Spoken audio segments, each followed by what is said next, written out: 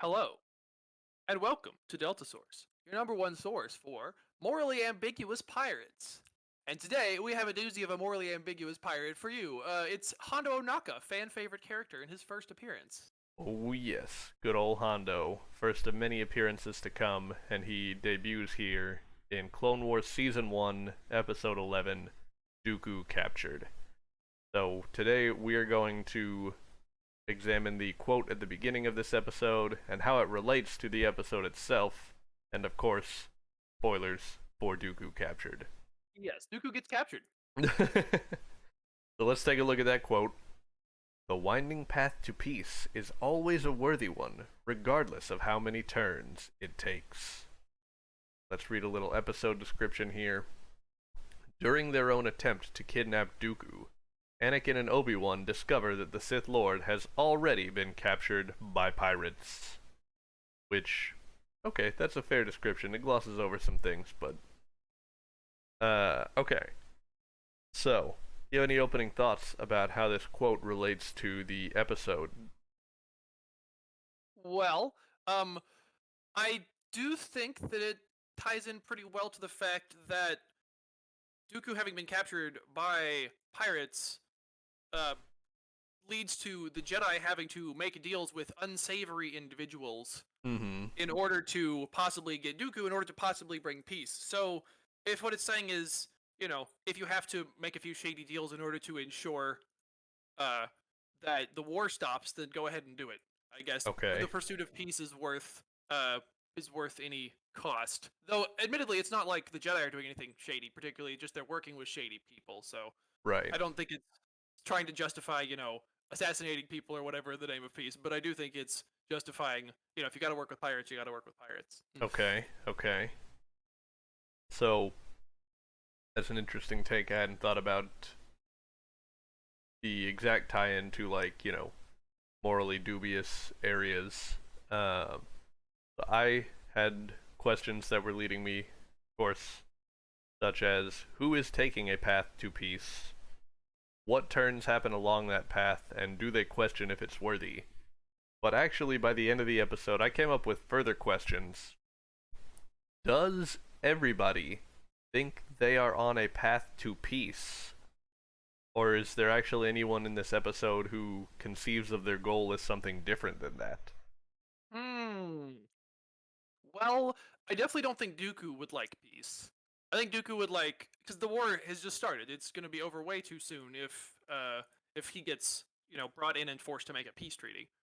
But once Dooku and Sidious would hypothetically complete their plan for galactic domination, would that be their idea of peace, or are they still conceiving of it as they're going to continue to Oh, cause misery once they're in charge?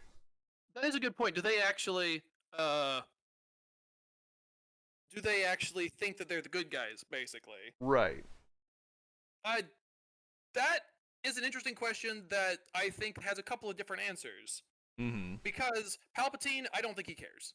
Right. Uh he's an evil monster who would like the galaxy to be constantly miserable. He would like to make himself immortal so that he can continue to spread misery forever. And in Legends, at least, his plan was ultimately to like conquer the Star Wars galaxy and then invade other galaxies as well. Yeah. Um, so in canon, that might have kind of been the case too, because there's a lot of talk about him wanting to clone himself and wanting to like go beyond the galaxy and stuff. Yeah. So I think Palpatine would like endless conflict in his name until the entire universe is under his singular dominion. Yeah, that makes Um, sense. Dooku, on the other hand, uh, I think that Dooku is much more. Well, here's where it gets kind of ambiguous, right? Because people say, well, Dooku is a political idealist, trying to assassinate someone Mm-hmm. isn't part of his character. Uh, So they say. and so they say, obviously they're kind of wrong about that, but on the other hand, his portrayal in the Tales of the Jedi animated series, which I haven't seen all of, but I've at least seen some of the Dooku parts, he appears to be genuinely very regretful of the Mm-hmm. fact that he's having to walk a dark path because he feels like the Senate is corrupt, and to be fair, it is. It's being run by a Sith Lord, Yeah. literally. He's not lying when he tells that to Obi-Wan. Um, so maybe Dooku would actually think that the galaxy would be better if he were in charge of it and that he could make it safer. On the other hand, in Episode 3, Revenge of the Sith novelization, they make him a racist who hates aliens. Yeah. And it seems like he actually, but like, you never see that anywhere else except there. So I'm wondering if that was just a weird mischaracterization. And there's been Maybe quite a bit of so. arguing back and forth on the internet about, is he being mischaracterized, or is he just straight up a racist, or is he more complicated than that? Is he, Yeah. you know, Matthew Silver Dooku- opened a whole can of worms with he that. did. He did. It's like, wait a minute, hold on. Do we need to cancel Count Dooku? Because he's saying some really suspicious things here. Okay, so it's plausible Dooku could, think that his ultimate goal is peace. What about Hondo? Ooh, what about Hondo? Well, as a pirate, there being a war is kind of advantageous for him because it means that the government is distracted and he can do piratey stuff without having to worry quite so much about getting arrested. Yeah. However, on the other hand, it also means that it's much more likely that at some point, like a capital ship full of battle droids is going to show up and just raise his base to the ground just cause. Mm-hmm. Because during peacetime, you can be a pirate during peacetime, and the military is less likely to just come wipe you out because the galaxy is less militarized. So I can see both advantages and disadvantages for Hondo if the galaxy were at peace.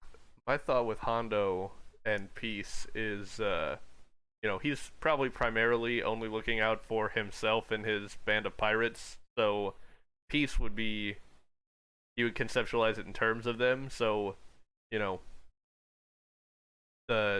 he always wants there to be more stuff for him and his pirates. Like, they always need more stuff to steal. There's not really an end point to that. Like, when you're a pirate, you don't think, I'm gonna steal this much stuff, and then that'll be enough, and we'll be done pirating. So, I kind of feel like there's not really peace in his future as far as what he wants. So, I would kind of disqualify Hondo from following a path to peace. That's fair. So possibly Dooku, definitely not Hondo, and I think we can say yes, the Jedi are at least thinking they're following a path to peace. And with all of that philosophizing out of the way, maybe we can talk about what happens in the episode. Yes. Anyway, the high concept stuff being over. So they fall in the nest of Gundarks because they follow Dooku's shuttle down to the planet and they get stuck there, right? Yeah. So that's a wind in the path to peace, getting caught in the nest of Gundarks, but it's worth it. And then Dooku is taken in with Hondo, who actually puts him under arrest. And so Dooku's like, well, I'm on the path to peace. This is probably worth it. And then I forgot, was it before the end of this? Yeah, it was at the end of this episode that Anakin and Obi-Wan already made it to Hondo's place, because the episode ends with that almost PSA to like watch out for people spiking your drinks. Right. Even though they trade it off, but then they still end up getting. Well, that's spoilers for next episode. Oh, yeah, fair enough. But I did think that was weird. It's just like, didn't they not do that? But apparently they did still do that. So, Yeah. So I'm looking over my notes again. Yeah, I think most of my notes were things that were leading me to those philosophical questions that we already covered. Anakin and Obi-Wan are displeased about the wind in their path where they have to go to Hondo's unarmed, but it's still worth it because they can potentially get Dooku. Right. And at the end, Anakin and Obi-Wan reflect on, this unexpected turn of events, and they're reminded to be humbled because all of this wasn't necessarily brought about by their own power. It was just due to the circumstance of Dooku meeting the pirates. Right, that's true. It all kind of just happened. It wasn't. Nobody was planning this. Palpatine probably wasn't even planning this. Right. For once.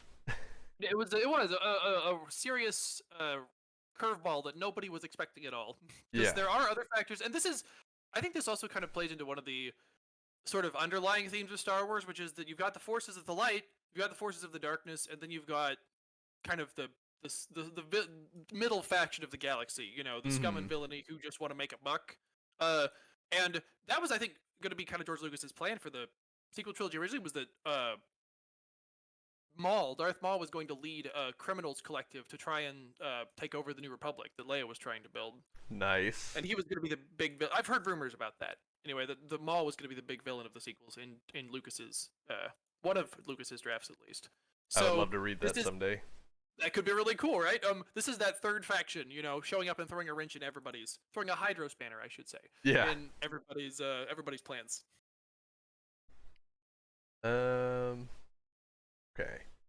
Do you have any final thoughts about specifically relating the quote to the episode before we move on to some final general thoughts about the episode? No, I think we covered it pretty well. Okay. So I have just quite a few questions. Okay, fire away.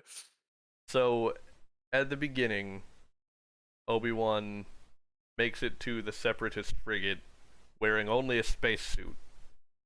And I'm immediately asking, okay, how did he get there? And then we see later that there was a Venator ship in this system, so presumably he came from that Venator ship. But then I'm forced to ask, how did that Venator ship get in the same system as the Separatist frigate without alerting them? Oh, cloaking device. Okay, fair enough. I don't know. That is kind of, yeah. I don't think those ships have cloaking devices though, so that is definitely pretty suspicious. I guess you could say how sensors work in Star Wars is always kind of vague and unconvincing, you know? Yeah. Just a fun little Easter egg kind of thing I noticed when Dooku escaped from them before he gets into his shuttle and lands on the planet. He goes down that slide, and the shaft that he slides down, it looks like he's doing the same kind of slide that Luke did in Empire Strikes Back after he falls. Oh, okay, yeah. Just a little Easter egg thing. Okay, here's my last question that I want to talk about. Is this the time that Anakin and Obi-Wan fell into a nest of Gundarks, or is it just a time? Oh, that's a good point. From that nest of Gundarks. That was the nightmare. Well, wait. Isn't that quote from episode 2? Oh yeah, okay. I guess that answers that question. The second time they fell into a nest of Gundarks. Yeah. Never mind that time that we fell into a nest of Gundarks several months from now. Okay, well yeah, that was a silly question. Maybe they had a forced premonition of it and they were planning on it. Yeah. Alright, well, I guess this has been Delta Source, your number one source for waxing philosophical about pirates and their end goals. And until next time, may the Force be with you.